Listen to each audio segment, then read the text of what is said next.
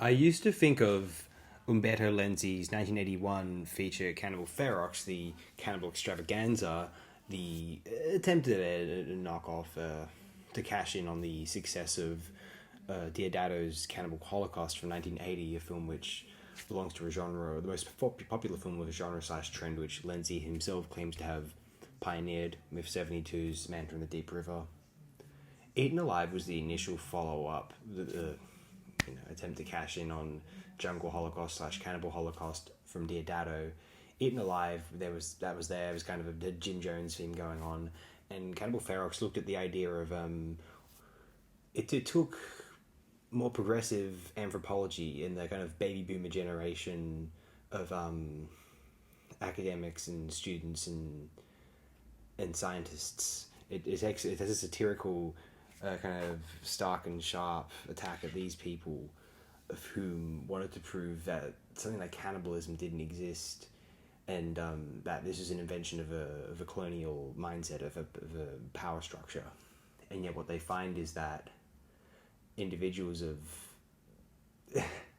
the myths of the colonial powers came to be due to interference from actors like Mike, the drug kingpin of initially New York City, who decides to take up shop in the Amazon and becomes a horrible tyrant and influences the natives to behave in ways which are comparably ghastly to his own.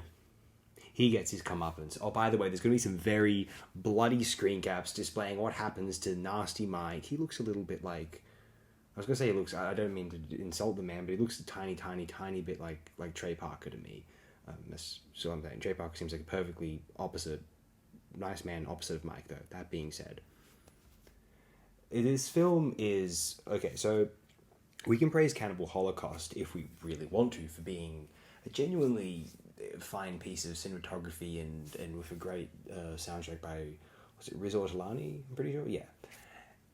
And what do we say about Cannibal Ferox? Well, Cannibal Ferox is the real deal. Like, Diodado brushed up his trash, his absolute, splatter garbage with pretty cinematography and an ample understanding of cinematographic technique and utilization of his production budget. What Umberto Lenzi decided to pull off with Cannibal Ferox is the pure essence of why people are ultimately drawn to the cannibal film. It's not because some bourgeois twats have a fascination that they're going to throw away their professed morals and be like, oh, yes, Cannibal Holocaust, like it's Pasolini's Sarlo or something. Look, Sarlo didn't have to resort to killing animals or abusing its cast, as far as we know, and I think there is a lot of...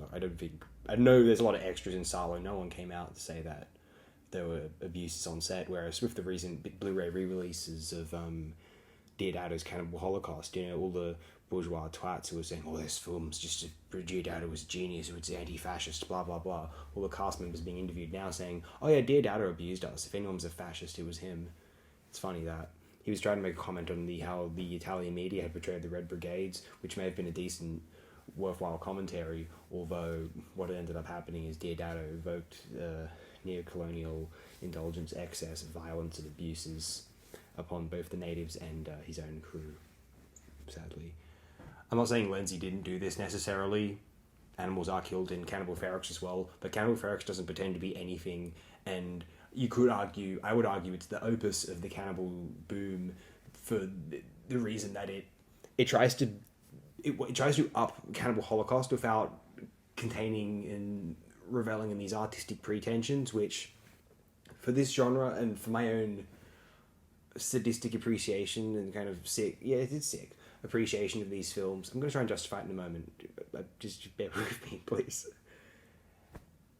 That's why I would consider Cannibal Ferox the more admirable or honest or worthwhile film than Cannibal Holocaust, because of Cannibal Holocaust's artistic pretensions, which is just odd reason, but not really, because we're talking about cannibal films after all. Now, so what is the justification for enjoying slop such as this, for immoral garbage such as this? I like that these display I like that we got to a point where we made the distinction between the first and third world, and we had these films like King Vidor's Bird of Paradise, which is from 1932, which is based off of an enormously popular play from the 10s or 20s, which is a huge sensation, Bird of Paradise by Richard Walton Tully, I believe his name was.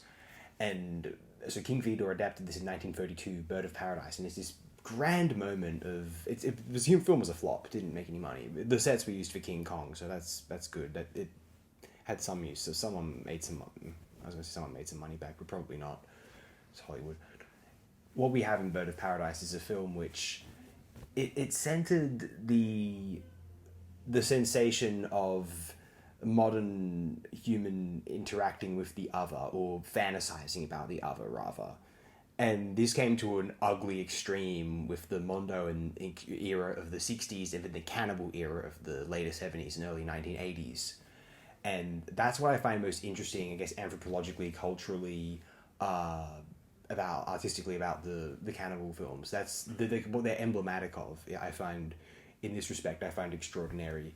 And I like that, like, I'm viewing these as an alien viewing our species, or a 21st century viewer viewing these films made by and for 20th century viewers. That's why I find this fascinating, personally.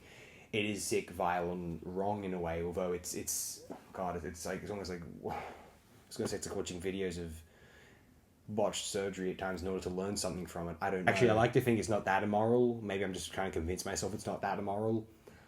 What I find, I do like how they're put together. I find it intriguing that this was a pathology. It is like watching, it is like witnessing a serial killer's or Manson manifesto of some kind, isn't it? These instances, these pathological explosions of the first world attempting to exploit the third for the sake of these sensational clash of civilizations, clash of cultures. It's the human experience coming full circle. The first world, especially in the case of Cannibal Ferox, because it is about the first world trying to find some wisdom and purity from the third world, but kind of infecting it, coming full circle, and then lying about it in order to preserve the sanctity of the first and its morality. She lies about the cannibalism is a myth, and she publishes a paper to great acclaim in one of the finest credit sequences of all time, in a way.